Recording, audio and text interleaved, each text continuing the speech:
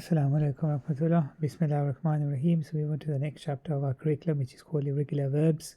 So this is just an introductory chapter. So there's three types of irregularities in sarf. When one of the root letters, remember there's three root letters. When one of the root letters is a hamza, is called ma'muzun. When the second and third root letters are the same, the letters combine and take a shadda, and this is called muda'afun. For example, shakka, the root letters is sha, sheen, kaf, and kaf. When one of the two root letters are a vowel, or is a vowel, and the two vowels are the wa and the ya.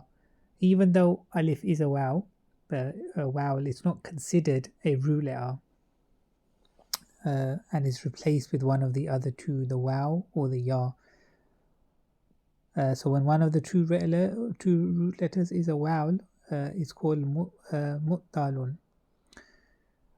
But this has subcategories. So when the first root letter is a waw or a ya, then it's called mithalun. When the second root letter is a waw or a ya, then it's called ajwafun. When the third root letter is a waw or a ya, it's called nakisun or nakis.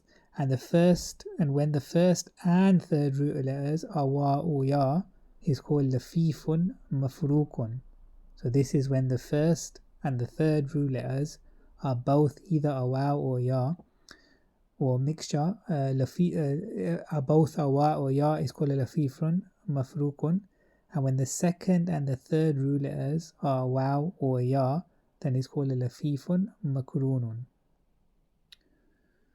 And as per usual, at the end of every chapter, we always advise to go over the vocab list chapter at the end of this book. Ideally, at the end of every session, this curriculum is studied so that your vocab knowledge increases with your Arabic grammar knowledge, inshallah.